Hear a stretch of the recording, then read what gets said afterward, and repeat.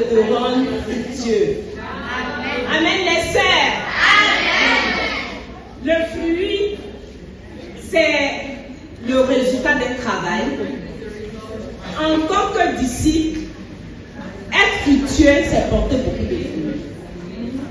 Et Dieu peut nous rendre capables d'être fructueux.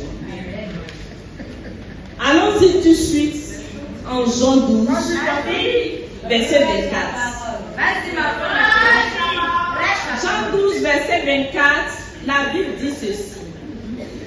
En vérité, je vous le dis, le grain de blé qui tombe en terre ne meurt, il reste seul.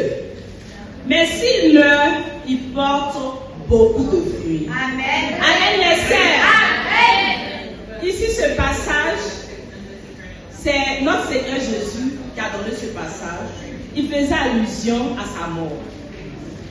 Et sa mort prochaine, il était encore en vie. Mais il parlait de sa mort qui allait engendrer beaucoup de fruits.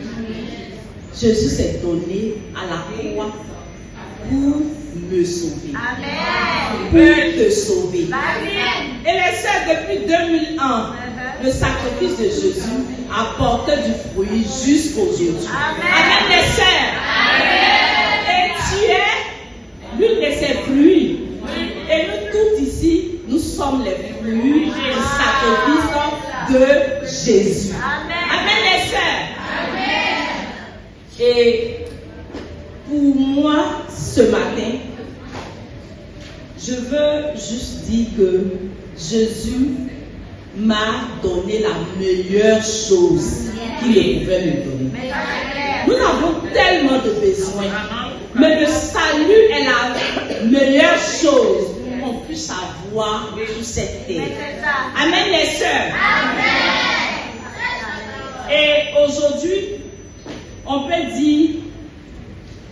dire que tomber en terre et mourir ici, c'est sortir de notre zone de confort. Amen, les sœurs.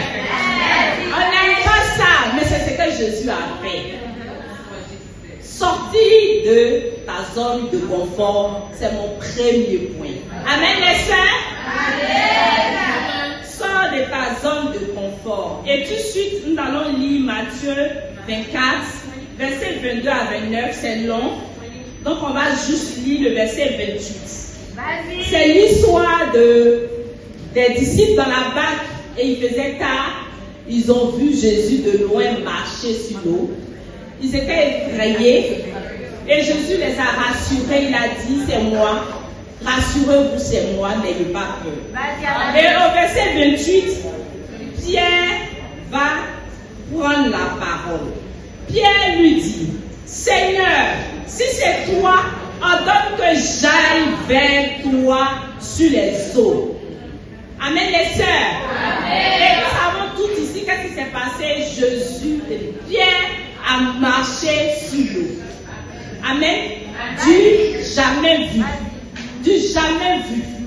Un homme a marché sur l'eau. Mais Pierre était dans la barque. Donc la barque ici, c'est quoi? C'est notre confort. On devient disciple. Et tu vas me dire, mais il y a quel confort? Oui, il y a un confort. Pourquoi? Parce que je suis sauvé. Je ne suis plus dans les ténèbres. Je ne suis plus cette femme immorale. Je ne suis plus cette femme voleuse. Je n'ai plus de haine envers quelqu'un. Je vis une vie de paix dans le royaume. Amen, les sœurs. N'est-ce pas que le royaume est doux? Avec des formatrices incroyables. Amen, les sœurs. Moi, j'aime ma formation. Je vais toujours saper. Parce que je dis, je vais rencontrer une femme spirituelle qui va m'aider. Amen, les sœurs. Et donc, notre confort, c'est tout ça. On est tranquille. Mais Pierre, comme les autres, a vu Jésus venir. Il a dit, moi, je vais partir. Décide de sortir de ton confort. Amen. Alors tu verras que Dieu est capable de te rendre fructueux. Amen, les sœurs. tu vas évangéliser, tu vas rencontrer une femme, tu vas affronter à travers les études bibliques des cas difficiles. Ça, c'est décider de marcher sur lui. Amen, les sœurs. Et mon deuxième point, parce qu'on ne peut pas porter de fruits seul. Il y a notre participation et il y a la participation de notre Seigneur Jésus. Amen, les sœurs. Donc, mon deuxième point ici, c'est dépendre entièrement de Dieu. Fais-lui confiance, c'est lui qui fait pousser. Amen, les sœurs. Et là, on peut dire que Pierre a dépendu de Jésus. Parce qu'il a entendu la voix de Jésus lui dire, viens vers moi. Vous voyez les sœurs. Et dans notre vie tranquille de disciples, nous prions, n'est-ce pas? Nous méditons, n'est-ce pas? Mais est-ce que tu entends la voix de Dieu? Si tu entends la voix de Dieu comme Pierre, tu vas sortir de la vague. Tu vas sortir de ta zone de confort. Regardons ici en Jean 15, verset 5. Dépend de Jésus pour porter du fruit. La Bible dit, c'est clair. Si tu ne dépends pas de Jésus, tu ne peux pas porter du fruit. Parce que Jean 15 dit ceci. Je suis le cep, vous êtes les sarments. Celui qui demeure en moi et en qui je demeure porte beaucoup de fruits. Car sans moi, vous ne pouvez rien faire. Amen, les sœurs. Donc, quand tu as décidé de sortir de la vague, d'évangéliser, de te laisser utiliser par Dieu, il y a un deuxième volet très important. Tu dois dépendre de Dieu dans la prière, dans la méditation. Les sœurs, on ne peut pas baptiser si on ne prie pas. Parce que les femmes sont en face de nous comme des forteresses à détruire. Amen, les sœurs. Mais comme le serviteur d'Abraham qui allait chercher une femme pour Isaac, il ne connaissait pas le pays. Donc la femme dans l'étude, elle est comme un pays étranger. Tu ne connais pas son cœur.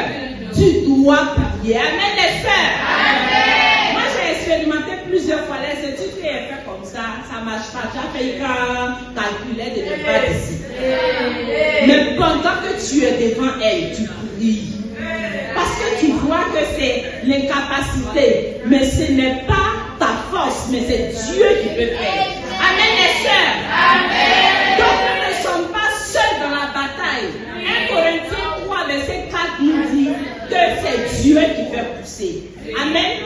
Et les sœurs, je vais donner l'exemple d'une femme ici qui est parmi nous, la sœur Yvette du Bénin. Amen, les sœurs. Et la même personne avait la conférence, elle était à la conférence, c'est la maman, la tante de Gloria. Et elle a assisté à toutes les réunions de la conférence et à la fin, Gloria m'a vu, elle a dit, ma maman doit étudier la Bible. Je vous dis la vérité, j'ai eu peur. J'ai dit, en quelques jours, une maman de 60 ans, elle n'a qu'à être baptisée. Gloria dit, maman, je t'assure qu'elle peut être baptisée. J'ai dit, amen. Donc on va ovationner très fort la foi de Gloria.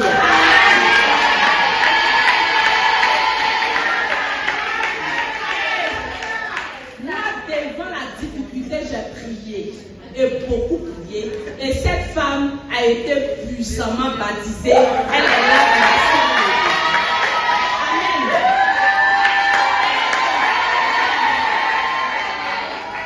Elle est disciple au Bénin. Voilà. Elle est là aujourd'hui. Et pour terminer, mon troisième point, cherche la gloire de Dieu. La gloire de Dieu. Amen, les sœurs.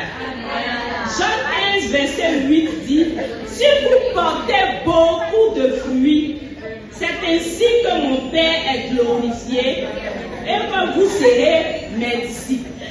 Amen, les sœurs. Donc la gloire de Dieu ici, ce sont les fruits. Nous, notre gloire là, c'est quoi? Notre bien-être. Ton travail est ta gloire. Ta richesse est ta gloire. Ton foyer, tes enfants, tout ce que nous avons de gain sur cette terre, et Dieu nous le donne généreusement. Ça, c'est ta gloire. Mais la gloire de Dieu, c'est les fruits. Les fruits qu'on peut offrir à Dieu. Amen, les sœurs. Parce que si lui, il a pu mourir pour les fruits, pourquoi c'est pas ce qui est dans ton cœur? Amen, les sœurs. Et donc, je peux dire ici que Dieu est capable de te rendre fructueux s'il voit dans ton cœur que tu recherches sa gloire. Il faut chercher la gloire de Dieu. Et je peux donner l'exemple. L'année passée, on a instauré les meilleurs DP dans l'église. Et ça a beaucoup aidé l'église de savoir qu'il y a une DP qui peut porter beaucoup de fruits en un mois. Et j'ai participé à cette compétition. Les sœurs, je vous dis, je ne suis pas une femme qui compétit. Je suis une femme qui aime me cacher. Mais pour la gloire de Dieu, j'ai décidé, ma DP va être la meilleure DP, la meilleure DP. Et c'est ce qui s'est passé l'année passée. Amen, les sœurs. Tu peux décider de donner gloire à Dieu avec les fruits que tu vas offrir cette année à Dieu. Je vous remercie.